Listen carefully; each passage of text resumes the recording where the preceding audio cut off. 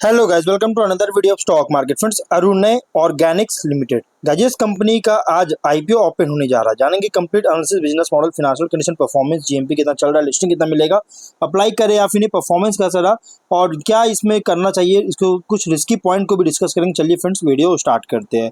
तो गाइज यहाँ पे अगर बात करें तो आईपीओ जो है 29 अप्रैल को ओपन हो रही है आज के दिन और 2 मई क्लोज किया जाएगा। 10 रुपीज का face value, 55 to 58 rupees per share की प्राइस बैंड, 2000 शेयर्स की लॉट साइज है, 34 करोड़ का इशू साइज, 58,60,000 शेयर्स का इशू किया जा रहा है, जिसमें 30.5 करोड़ का फ्रेश इशू, 3.5 करोड़ का ऑफर फॉर सेल किया गया। बुक बिल्ड इशू आईपीओ है, एनएसई एसएमई पे लिस्टेड किया जाएगा। आरके स्टॉक होल्डिंग इसके मार्केट मेकर है। अलॉटमेंट डेट फाइनलाइज किया गया है 5 मई का। रिफंड रिलीज किया जाएगा 6 मई को और शेयर्स डिमैट अकाउंट में क्रेडिट किया जाएगा इसी डेट को, और 7 मई को लिस्टिंग डेट रखा गया है। रिटेल ओनली 1 लॉट अप्लाई कर सकते हैं, 2000 शेयर्स मिलेंगे। एचएनआई मिनिमम 2 लॉट अप्लाई कर सकते हैं, 4000 शेयर्स मिलेंगे। ऑफर दिया गया है क्यूआईबी 20% का ओनली ऑफर दिया गया, जबकि रिटेल और एचएनआई को 40% ईच ऑफर दी गई है। कंपनी के प्रोमोटर है Vinod Kumar Agarwal, Shivali Agarwal. Pre issue holding 91.7% का होल्डिंग देखने को मिल जाएगा। बिजनेस की बात करेंगे तो 2010 में इनकॉर्पोरेट किया गया था, जो कि स्पेशलिटी डाइज और इंटरमीडिएट्स का कंपनी मैन्युफैक्चरिंग करती है और इसको एक्सपोर्ट करती है। किसका? तो ये दो प्रोडक्ट, स्पेशलिटी डाइज और इंटरमीडिएट्स का।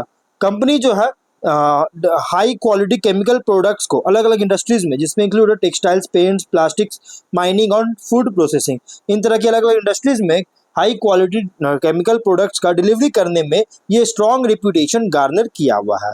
अप्रोच किया, स्ट्रॉन्ग रेपुटेशन कंपनी को रिसीव हुआ है और इसके प्रोडक्ट जो है अवेलेबल है अलग अलग फॉर्म्स में, मल्टीपल फॉर्म्स में, जैसे है standardised spray dried, tree dried powders, granules, crude, reverse osmosis treated products और सॉल्ट फ्री। अलग अलग मल्टीपल फॉर्म्स में इसका प्रोडक्ट अवेलेबल होता है मार्केट में। और कंपनी प्रोडक्शन की जो प्रोडक्शन फैसिलिटी है ये है CADGIDC स्टेट नरोदा अहमदाबाद में, गुजरात में, जो कि एनुअल कैपेसिटी है 30 मीट्रिक टन का, जो सो एनुअल कैपेसिटी है। प्रोडक्ट्स की बात करें तो एसिड डाइज जो कि यूज होता है प्रोटीन फाइबर्स में, जैसे वूल एंड नाइलॉन, और अप्लाई होता है एसिड सॉल्यूशंस में स्ट्रॉन्ग बॉन्डिंग के लिए। सेकंड है बेसिक डाइज, जो कि वाटर सॉल्यूबल डाइज है, जो कि एक्रिलिक फाइबर्स के लिए, जो कि यूज होता है कल पेपर, ज्यूट, सोप्स, डिटर्जेंट्स को कलर करने में यूज किया जाता है। थर्ड है डायरेक्ट डाइज, जो कि सस्टेंटिव डाइज है, जो कि अप्लाइड होता है न्यूट्रल अल्कलाइन बाथ में, सुटेबल है कॉटन, पेपर और सेल्यूलोसिक फाइबर्स में, और ये पीएच इंडिकेटर्स भी इसमें देखने को मिलता है। सॉल्वेंट डाइज है, जो कि डिजोल्व होता है इन ऑर्गेनिक सॉल्वेंट्स में, जो कि यूज होता है ज़्यादातर क्राफ्ट पेपर को कलर करने के लिए और विविड इफेक्ट्स के लिए कॉस्मेटिक्स में यूज होता है। तो उसके बाद है डाई इंटरमीडिएट्स, जो कि केमिकल प्रीकर्सर्स है डाइज के लिए और डिटरमिन करता है फाइनल कलर का स्टेबिलिटी को और परफॉर्मेंस देता है डाई मैन्युफैक्चरिंग में। और जुलाई के अकॉर्डिंग 36 एम्प्लॉयज कंपनी में काम करे थे। स्ट्रेंथ की बात करेंगे तो experienced and dedicated promoter and professional management team है, एक्सटेंसिव डोमेन नॉलेज के साथ wide product portfolio, R&D capability और क्वालिटी एश्योरेंस प्रोवाइड करती है। देखिए, कंपनी का जो बिजनेस है हाईली कॉम्पिटिटिव सेगमेंट में बिजनेस कर रहा है। जो कंपनी का बिजनेस है हाईली कॉम्पिटिटिव सेगमेंट में इसका बिजनेस चल रही है। लेकिन यहाँ पे अगर हम फिनेंशियल की बात करें तो 22 में एसेट्स है 34.3 करोड़ का, अभी 9 मंथ्स में 60.7 करोड़ का देखने को मिल रहा है। नेटवर्थ 4.7 करोड़ का अभी है 16.8 करोड़ का, इंक्रीज करती हुई नजर आ रही है। रिजर्व 4 करोड़ का था और अभी मार्च 24 में 10.3 करोड़ का, और 9 मंथ से वापस से बहुत दूर से गिरावट आई 4.5 करोड़ का। डेट था 10 करोड़ का, अभी है 13.8 करोड़ का डेट, लेकिन कंपनी पर बहुत ज़्यादा देखने को मिल रही है। रिजर्व रेवेन्यू प्रॉफिट की बात करेंगे 22 में 62.3 करोड़ का रेवेन्यू, 1.3 करोड़ का प्रॉफिट। 23 में 76.4 करोड़ का रेवेन्यू, 1.7 करोड़ का प्रॉफिट। 24 में 62.8 करोड़ का रेवेन्यू, 4 करोड़ का प्रॉफिट। 9 मंथ से 58.2 करोड़ का रेवेन्यू, 3.6 करोड़ का प्रॉफिट है। फिनेंशियल अगर देखा जाए तो टॉप लाइन यहाँ पे इनकंसिस्टेंसी है। रीजन देखिए, 23 में अच्छी ग्रोथ हुआ, 24 में वापस से फॉल हुआ, बट जो बॉटम लाइन है 24 का सरप्राइजिंग बूस्ट हुआ। ये डाउट ही क्रिएट नहीं कर रहा, बल्कि सस्टेनेबिलिटी के लिए कंसर्न रेज करने वाली बात है। बहुत सा जो सरप्राइजिंग बूस्ट हुआ है जब बॉटम लाइन, जबकि टॉप लाइन में गिरावट देखने को मिला है। ROE 44.15%, ROC 55.7%, debt equity 1.2 time, जो मैंने अभी बताया डेट थोड़ा ज़्यादा है। RONW 36.27% का, PAT margin 6.5%, price to book value 5.3 times का, PE रेशियो 17.55 टाइम्स का प्री IPO देखने को मिल रही है। मार्केट कैप कंपनी का 101.7 करोड़ के अराउंड है।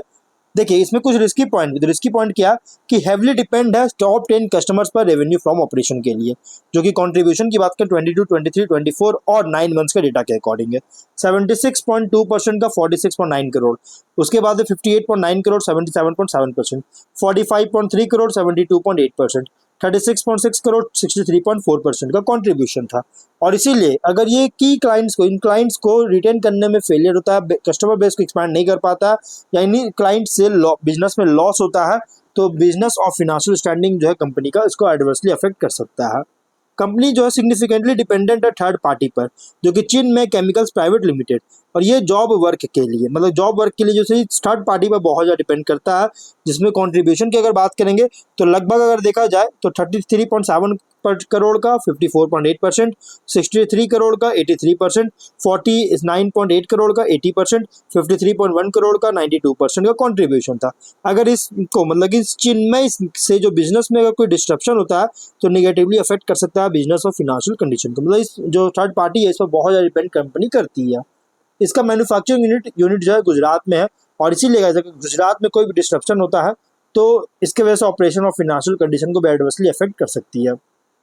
लार्ज पोर्शन जो है अरुणा ऑर्गेनिक्स का जो रेवेन्यू है ये डिराइव करता है डायरेक्ट डाइज और इंटरमीडिएट्स के सेल से, जो कि इसमें अकाउंट्स की बात करेंगे तो यहाँ पे लगभग जो है 64.3%, 66.3%, 70.6%, 63.5% का कंट्रीब्यूशन था टोटल रेवेन्यू का। और इसीलिए गाइस ये हेवी रिलायंस है इस प्रोडक्ट सेगमेंट पर, जिसके कारण एक्सपोज होने का खतरा हो सकता है कंपनी में, जैसे डिमांड में डिक्लाइन होना, कंपटीशन इंक्रीज करना डोमेस्टिक इंटरनेशनल मैन्युफैक्चरर से, या रॉ मटेरियल प्राइसेस में फ्लक्चुएशन आना, रेगुलेटरी चेंजेस अगर आता है तो इसके वजह से बहुत ज़्यादा जो है रिस्क एक्सपोज हो सकती है। सिग्निफिकेंट पोर्शन जो है इसका रेवेन्यू भी पेपर और टेक्सटाइल इंडस्ट्री से जो है जनरेट करती है, जिसमें कंट्रीब्यूशन अगर देखिएगा तो लगभग जो है 33.03 करोड़ का 54%, 44.4 करोड़ का 58.8%, 40.9 करोड़ का 65.7%, 42.3 करोड़ का 73.4% का कंट्रीब्यूशन था। और इसीलिए गाइस जिस इकोनॉमिक स्लो डाउन होता है या फिर कस्टमर से बिजनेस में लॉस होता है इस इंडस्ट्रीज के अंदर, तो इसकी वजह से एडवर्स इम्पैक्ट कर सकता है फिनेंशियल परफॉर्मेंस को। प्रीवियसली कंपनी जो है एक्सपीरियंस कर चुका है रेगुलर, मतलब यहाँ पे देखिएगा तो स्टैट्यूटरी और रेगुलेटरी ड्यूज जो है सो इसको फाइलिंग और पेइंग करने में डिले एक्सपीरियंस कर चुका है पास्ट में, और पर्टिकुलरली खासकर जीएसटी, ईपीएफ, एम्प्लॉय इंश्योरेंस और प्रोफेशनल टैक्स से रिलेटेड, जिसके कारण ये डिले होने के कारण जो है सो स्टाफ और अकाउंटेंट्स अकाउंट्स के द्वारा जो है सो ओवरसाइट जो है सो लार्जली देखने को मिला। इस कारण जो है सो मतलब कारण हुआ, डिले किया गया, देरी किया गया है, और इसके कारण का अकाउंटेंट्स जो है सो रिस्पॉन्सिबल है पेमेंट्स के लिए, और इसीलिए जो है सो ये पेनल्टीज वगैरह कंपनी को जो है सो रिटर्न्स और पेमेंट में फाइल करना पड़ सकता है।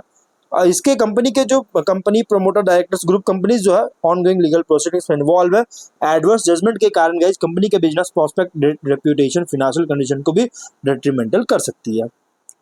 कंपनी का सिग्निफिकेंट रेवेन्यू जो है सिग्निफिकेंट पोर्शन डोमेस्टिक रेवेन्यू से जनरेट करता है, जो कि गुजरात से। कंट्रीब्यूशन अगर देखिएगा तो लगभग 40.3 करोड़ का 65.7%, 47.8 करोड़ का 63%, 52.9 करोड़ का 85%, 51.4 करोड़ का 88.8% का कंट्रीब्यूशन था। एडवर्स डेवलपमेंट होता है इस रीजन में तो बिजनेस को सिग्निफिकेंटली इम्पैक्ट कर सकता है। उसके अलावा निगेटिव कैश फ्लो भी देखने को मिला इन्वेस्टिंग एक्टिविटीज से, जो कि देख सकते हैं लगभग यहाँ पे बहुत ज़्यादा देखने को मिला। 22 में 4.5 करोड़, 23 में 13 लाख का, 24 में 46 लाख का, 9 मंथ्स में 2.3 करोड़ का इन्वेस्टिंग एक्टिविटी से नेगेटिव देखने को मिल चुका है। इसके अलावा अगर हम बात करेंगे तो ये जो है 9 मंथ्स में देखिएगा तो लगा एक बहुत सरप्राइजिंग बूस्ट हुआ है। देखिए 24 तक लगातार डिक्रीज कर रही थी, उसके बाद सरप्राइजिंग बूस्ट होता हुआ देखने को मिला, और इसीलिए अगर ये कैश आउटफ्लोज इसी तरह कंटिन्यू होता है जिससे इनफ्लोज को एक्सीड कर जाए, जिसके कारण फ्यूचर में लिक्विडिटी चैलेंजेस फेस कर सकती है। 31 जनवरी के according total outstanding financial indebtedness था 13 करोड़ का। अगर इसको रीपे नहीं कर पाते तो ऑपरेशन फाइनेंशियल पोजीशन को भी हार्म कर सकती है। तो ये कुछ रिस्की पॉइंट भी है, लेकिन जीएमपी कंपनी का बिल्कुल भी नहीं है। ₹0 का जीएमपी ट्रेंड करता हुआ देखने को मिला है। ऑब्जेक्टिव क्या है तो कंपनी का ऑब्जेक्टिव है यहाँ पे एक सेटअप करना चाह रहा है, दहेज गुजरात में एक फैक्ट्री का सेटअप करना चाह रहा है, इसमें एक्सपेंस करना चाहती है, working capital requirement general corporation के लिए फंडिंग चाहती है, इसके लिए आईपीओ लेकर आई है। तो ओवरऑल देखिए कंपनी का टॉप लाइन इनकंसिस्टेंसी जो मैंने ऑलरेडी बताया। पी रेशियो की बात करेंगे तो पी रेशियो जो है लगभग 25 टाइम्स के आसपास है, तो यहाँ पे उतना बहुत ज़्यादा कॉस्टली नहीं, लेकिन अगर इंडस्ट्री पी से कंपेयर करेंगे इंडस्ट्री पी से, तो इंडस्ट्री का जो पी है 23.6 टाइम का, मतलब कि यहाँ पे बहुत बड़ी मतलब कि देखने को नहीं मिला, बहुत बड़ा जो है सो कॉस्टली देखने को नहीं मिला, बहुत ज़्यादा कॉस्टली आईपीओ नहीं है, लेकिन फिर भी अगर आप इसमें अप्लाई करेंगे तो आप अप्लाई कर सकते हैं मीडियम टू लॉन्ग टर्म के लिए या फिर लिस्टिंग के लिए। तो गाइस वीडियो कहीं पर एंड करते हैं, और जो भी फाइनल डिसीजन लीजिएगा अपने रिस्क पर लीजिएगा, कोई रिकमेंडेशन वीडियो नहीं है। तो मिलते हैं नेक्स्ट वीडियो में, टिल देन बाय बाय।